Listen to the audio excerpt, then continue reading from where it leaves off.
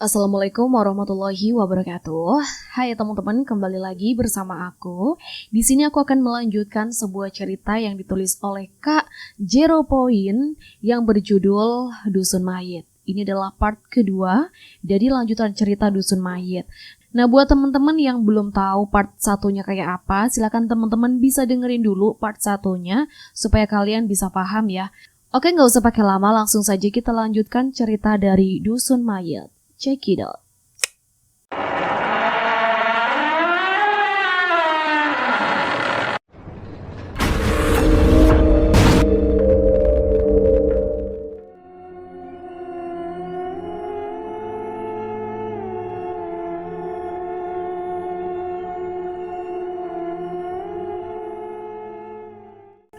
Jadi saat aku menoleh ke belakang, ternyata di belakang itu ada sosok berambut panjang. Dan sosok ini tuh tiba-tiba menyender di bahu sebelah kanan. Sontak aja, karena saking takutnya aku pun langsung kaget. Dan aku langsung lari terbirit-birit keluar gitu kan. Sambil teriak-teriak memanggil Yuni. Yun, ayo dong cepetan Yun, kita pergi dari sini gitu kan. Nah tapi ternyata Yuni pun langsung nanya nih, kenapa sih kamu kok teriak-teriak gitu. Kita tunggu si Nita dulu, Nita soalnya belum keluar dari kamar mandi yang di sana gitu kan. Nah akhirnya mau gak mau kita pun nungguin si Nita guys. Nita keluar dari kamar mandi. Kita menunggunya pun sambil ketakutan merinding gimana gitu. Aku nungguin Nita keluar dari kamar mandi itu perasaannya bener-bener gelisah banget, gak enak gitu lah. Dan tiba-tiba aja bener nih ada suara kayak gini. Siji loro telu sing podo teko lali dalan mole. Aku ngedenger suara bisikan kayak gitu lagi. Jadi itu adalah kalimat yang pernah diucapkan sama Nita gitu. Tapi pas aku tanya ke Yuni itu ternyata gak ngedengerin kalimat seperti itu guys. Dia bilang, apa sih, aku gak denger apa-apa kok. Nah gak lama dari itu tiba-tiba dari toilet yang sedang dipakai Nita ini ada keluar cairan seperti darah guys. Dan akhirnya kita pun panik ya kan. Kita gedor-gedor pintunya Nita dan kita tanya juga, Nita kamu gak apa-apa kan Nita kamu gak apa-apa kan. Nah pas kita tanya kayak gitu, tapi gak ada jawaban sama sekali dari Nita. Akhirnya kita berdua inisiatif buat tengokin si Nita dari celah-celah pintu. Aku bilang nih ke Yuni, Yun udahlah kau ini aja, coba kau intip dari celah-celah pintu. Barangkali Nitanya lagi apa gitu kan, atau pingsan atau apa, kan kita khawatir banget ya, namanya juga temen. Dan kalian tahu nggak apa yang dilakuin si Nita ini? Yuni terkejut banget pas ngeliat Nita ternyata itu lagi ngejilatin darah menstruasinya sendiri guys, kayak gini. Jadi saat itu Nita memang lagi menstruasi, tapi itu dijilatin darahnya gitu. Astagfirullah Nita gitu kan. Sontak aja kami tuh ketakutan, tapi kita tuh memaksakan diri untuk berani gitu kan. Akhirnya kita pun sepakat untuk ngedobrak pintu yang lagi dipakai sama Nita itu kan. Akhirnya kita dobrak dan ternyata jreng-jreng, kalian tahu nggak? Di dalam kamar mandi itu ternyata nggak ada siapa-siapa guys. Ternyata pas didobrak bener-bener gak ada Nita, dan sisa-sisa dari darah pun juga gak ada di kamar mandi itu. Bener-bener kayak kamar mandi kosong. Dan akhirnya aku pun narik tangan Yuni buat pergi kan dari tempat itu. Nah saat kita mencari tempat untuk kembali ke Raka sama Nita, ini bener-bener susah banget guys. Kita sampai muter-muter berkali-kali buat nyari jalan, tapi emang gak ketemu jalannya. Kita pun panggil-panggil nama Raka, Nita supaya mereka itu dengar, tapi ternyata gak ada jawaban ataupun respon dari mereka. Dan pasar-pasar ataupun lorong-lorong yang kita lewati ini bener-bener sepi sunyi. Akhirnya kita pun terjebak di lorong-lorong itu. Siji loro telu sing podo teko lali dalan mole. Suara itu terdengar lagi membisik. Yuni akhirnya nangis histeris karena saking ketakutannya. Dan akhirnya aku sadar bahwa kita sedang berada di tempat yang berbeda dari mereka. Akhirnya setelah kami menyusuri lorong-lorong panjang, kita pun dipertemukan dengan pohon-pohon bambu yang tadi menjulang itu. Dan Bagaimana bisa gitu kan? Aku heran banget. Aku heran tapi juga waspada karena aku teringat sama sosok pria yang menjulang tinggi yang tadi ngelemparin kami pakai bambu gitu. Tapi kali ini aku tuh nggak ngelihat sosok pria ini gitu. Yang aku lihat cuma lebatnya pohon bambu yang merunduk, dan akhirnya kami pun mengumpulkan sisa-sisa tenaga yang tersisa. Yuni berjalan agak pincang ya karena tadi sempat terjatuh. Meskipun aku nggak begitu yakin, aku tetap meraba-raba rute perjalanan yang tadi yang kayak ada pasar ramanya itu loh. Sampai akhirnya Yuni pun nanya kayak gini, "Kamu yakin mau balik ke pasar itu lagi? Raka dan Nita di sana, mau pergi tanpa mereka. Yang penting gak lewat jalur tikus-tikus itu tadi," balasku. Jadi saat mereka melewati lorong ini, mereka sempat ketemu sama tikus-tikus got yang lumayan besar, dan mereka pun sempat dikejar sama tikus-tikus itu. Tapi mereka sempat berhasil menemukan jalan yang tadi itu loh. Dan akhirnya kami tetap melewati jalan pasar yang tadi kita lalui itu. Dalam perjalanan aku menjadi parno karena mendengar suara-suara decit dan serangga di sekeliling. Dan setibanya di warung yang pertama itu yang ada Nita sama Rakanya. Dan akhirnya kita tiba di warung, dimana di warung itu ada Nita sama Raka. Dan akhirnya kita terkejut banget karena kita ngeliat di situ Nita itu sedang berbaring tertidur dengan mata yang terpejam gitu.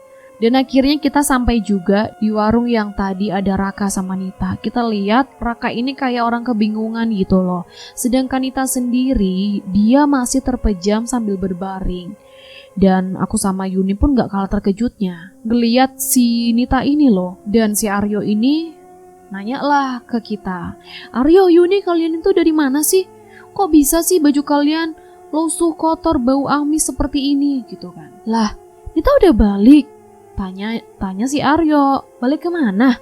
Emang dari tadi Nita di sini?" "Rak, kita harus buru-buru cabut. Kamu lihat aku sama Aryo. Tadi kita lihat Nita, Rak."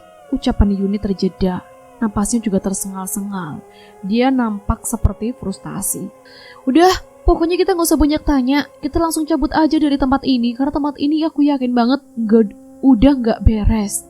Dan akhirnya kita pun mengemasi barang-barang yang tercecer di saung itu. Raka menjelaskan sedari tadi kalau dirinya tuh mau nanya nih sama si pedagang warung. Mau nanya arah jalan pulangnya kemana gitu, dan dia sekaligus mau ngebayar minuman yang udah dia pesen tadi. Tapi tiba-tiba pandangan Raka sama pasar yang tadi ini, dia pandangannya itu seketika berubah drastis. Pasar yang awalnya rame banget, tiba-tiba tuh sepi, kayak gak ada kehidupan sama sekali.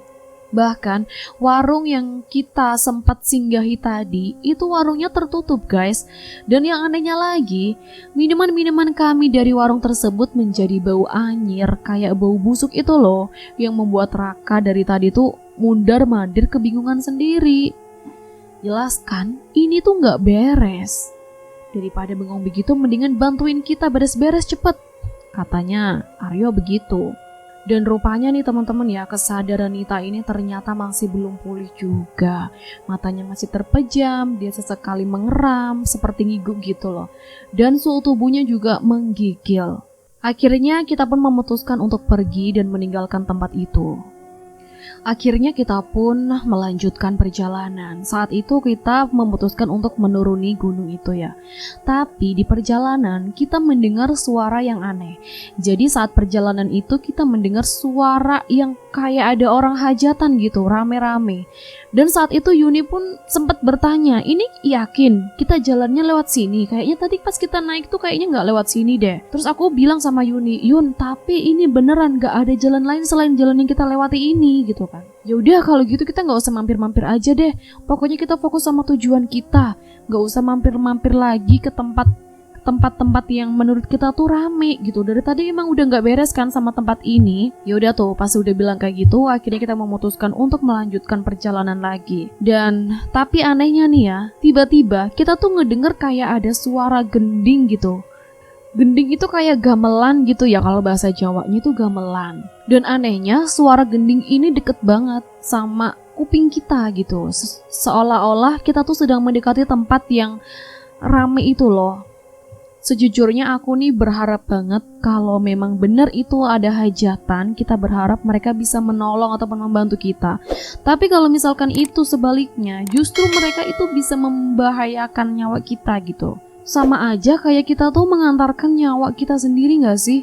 Dan akhirnya dari kejauhan, kita ngelihat sebuah lapangan yang mana di tengah lapangan ini ada ramai-ramai.